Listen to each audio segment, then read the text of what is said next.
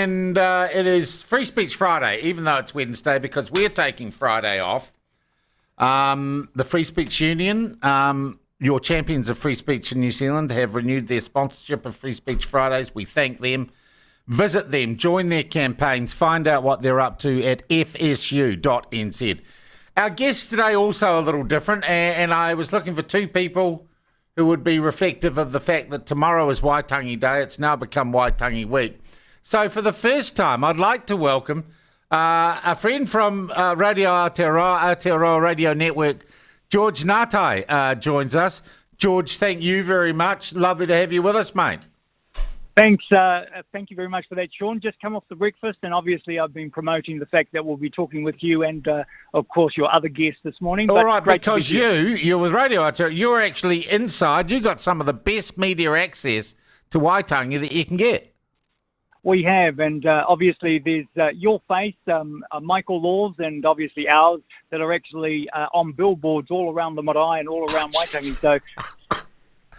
So you're a good really punishment, good. George. But look I George, know. Look, I get the looks. I sort of think, and people say, what on earth are you actually doing with Sean? And I said, well, Sean and I are actually doing what the treaty actually did 185 years ago, formed a partnership. Yeah, look, George, and I do want to say I get occasionally people scratch their heads. It works for me, it works for you. We don't need a government telling us what to do, and our relationship is formed by our respect for each other and our bond, not by what some government agency tells us is the right thing to do, right? That's right. Yeah. Also joining us, because I think he's a guy we should talk to today as well, is former leader of the opposition, former governor of the Reserve Bank, and now a spokesperson for Hobson's Pledge, Don Brash. How are you, Don? Good morning, Sean. I'm very well indeed, thank you. I'm not sure, have you met George before? I don't think we've met George, have we?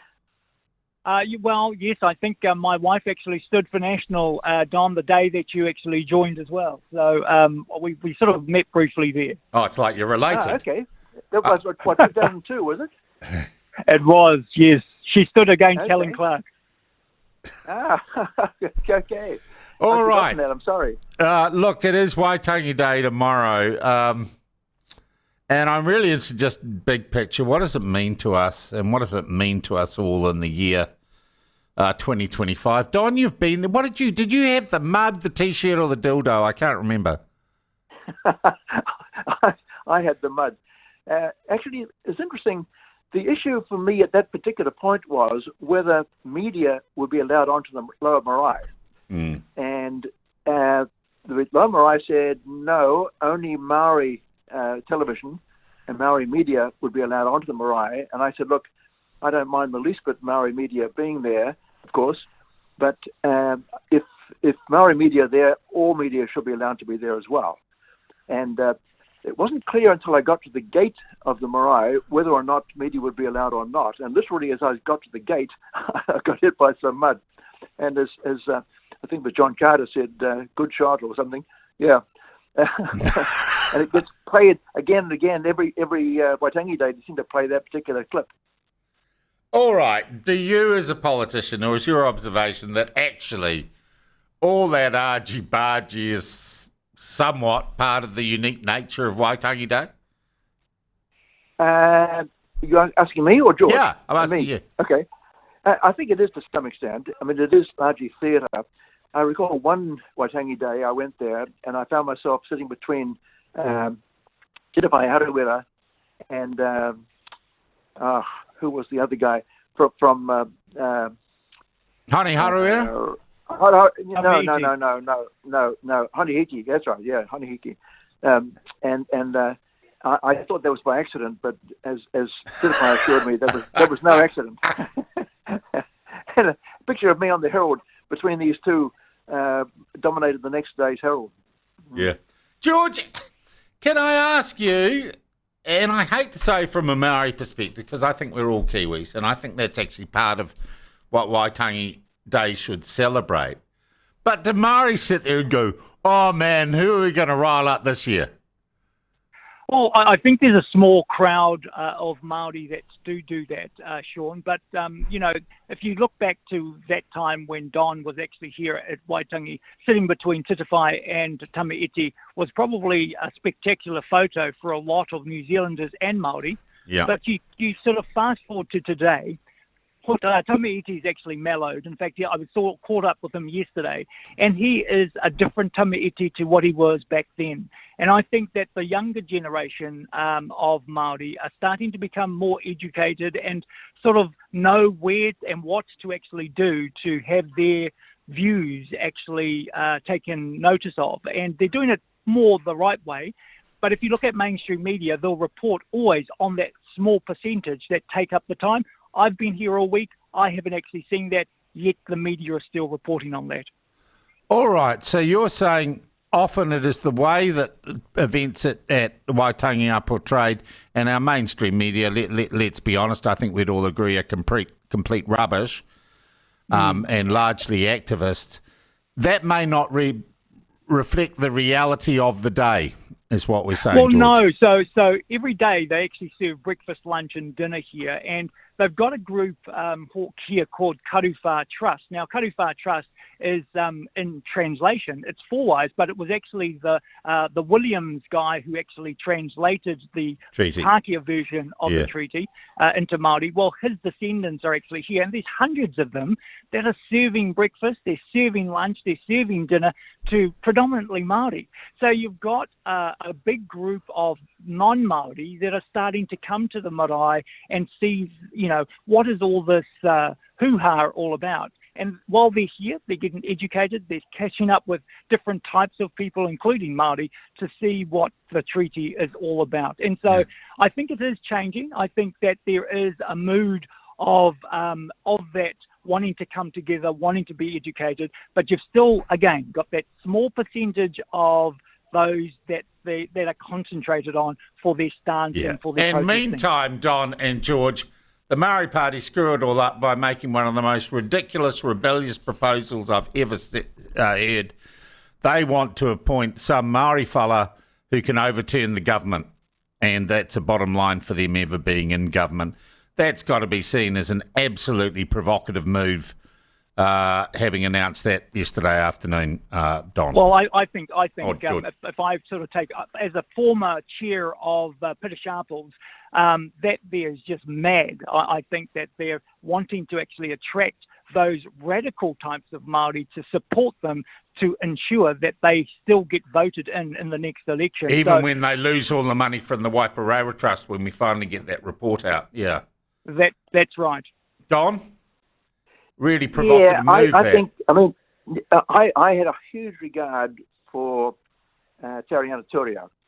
And after the 2005 election, when National had 48 MPs, Labour had 50 MPs, I couldn't see how we could form a government. And it was Rodney Hyde who said, look, you should talk to the Maori Party. I said, you've got to be joking. He said, no, Tariana Turia and Peter Sharples would prefer to be in partnership with National than with Labour at that point. Wow. And we had a very substantial discussion, and in fact, that proved to be the case. And they were willing to support National at that point. The whole question of Maori electorates was on the table. We had promised to get rid of them. Tariana said, we can accept that, provided that does not happen until all treaty settlements have been concluded. And we could live with that because we had a commitment to resolve them all within a 6-year period of the election. So, that Maori Party was a rational party. Tariana Turia and Peter Sharples are both very rational people. The current Maori Party, a bunch of, not entirely rational.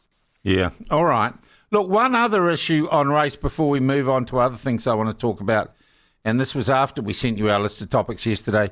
Janet Dickson, and I know you've been involved in this, Don. Janet Dickson, the real estate agent, facing 5-year suspension of her licence because she wouldn't take part in an indoctrination program insisted on by the Real Estate Association or Institute or whatever it's called. We had her on this morning. Free Speech Union have joined her cause. You've already been involved in it. The minister basically says they're going to fire all the functionaries who intend to suspend her. But, George, I'm asking you that when we talk about the treaty principles bill, It is the application of the principles, treaty principles, in cases like Janet Dickson that really get people up in arms, isn't it? Because it's so stupid.